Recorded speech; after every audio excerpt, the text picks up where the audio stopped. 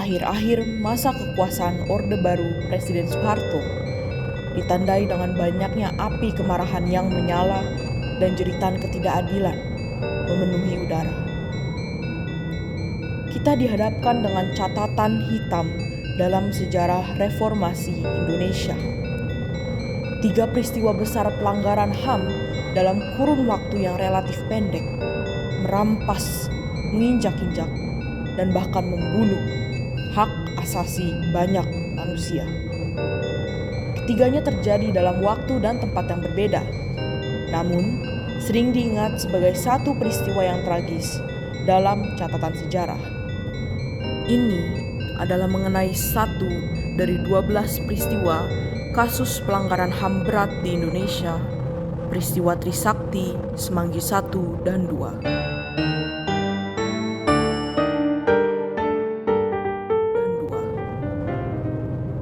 HAM atau hak asasi manusia, hal yang dimiliki semua orang tanpa terkecuali. Menurut John Locke, HAM adalah hak yang dibawa sejak lahir secara kodrati, melekat pada setiap manusia dan bersifat mutlak atau tidak dapat diganggu-gugat. Hak atas kemerdekaan, hak atas keadilan, hak atas pendidikan, hak atas kesehatan, hak atas kehidupan. Semua harus dihormati. Menghormati HAM adalah fondasi bagi masyarakat yang adil, beradab, dan demokratis, di mana setiap individu memiliki nilai yang sama dan dijamin hak-haknya tanpa diskriminasi. Perlindungan HAM mencegah penyalahgunaan kekuasaan, mempromosikan perdamaian dan stabilitas, serta mendukung pembangunan yang berkelanjutan dan kemajuan sosial. Mengapa semua hal tersebut dilupakan?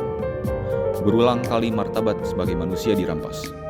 Pada 12 Mei 1998, 4 mahasiswa Trisakti kehilangan nyawa mereka karena tembakan. Pada 11 November 1998, 17 orang kehilangan nyawa mereka. Seperti belum cukup, pada 24 September 1999, lagi-lagi 11 orang harus kehilangan nyawa mereka. Semua memiliki kesamaan, yaitu hanya ingin menyuarakan pendapat mereka dengan damai. Namun, HAM paling dasar bagi semua manusia, hak atas kehidupan, diambil saat itu juga. Pelanggaran HAM berat ini tidak hanya terjadi dalam satu hari atau oleh satu orang. Peristiwa-peristiwa tersebut merupakan puncak dari 32 tahun pemerintahan Orde Baru. Tekanan ekonomi yang meningkat, korupsi yang merajalela, ketidaksetaraan sosial, dan penindasan politik. Ditambah lagi dengan adanya krisis finansial Asia 1997 atau krisis moneter Asia. Devaluasi rupiah yang drastis, penurunan ekonomi, dan inflasi yang tinggi membuat kehidupan sehari-hari rakyat semakin sulit. Kemarahan yang telah ditahan oleh masyarakat selama puluhan tahun akhirnya meledak pada Mei 1998. Dan itu adalah mulanya banyak pelanggaran HAM berat di masa reformasi.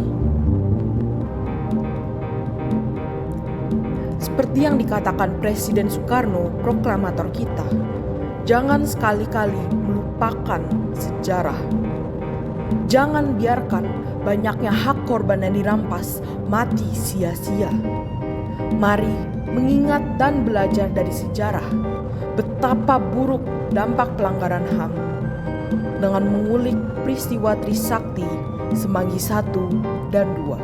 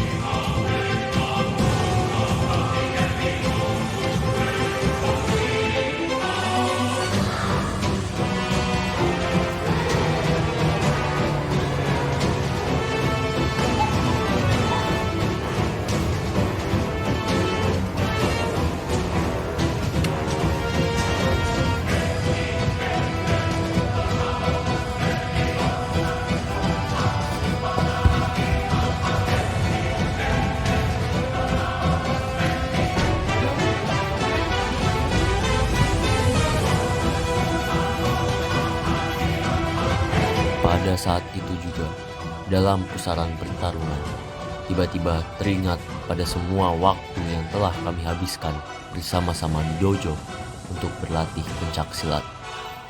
Bagaimana kami semua dengan semangat yang membara belajar teknik-teknik yang telah diajarkan oleh guru kami, Sir Peter.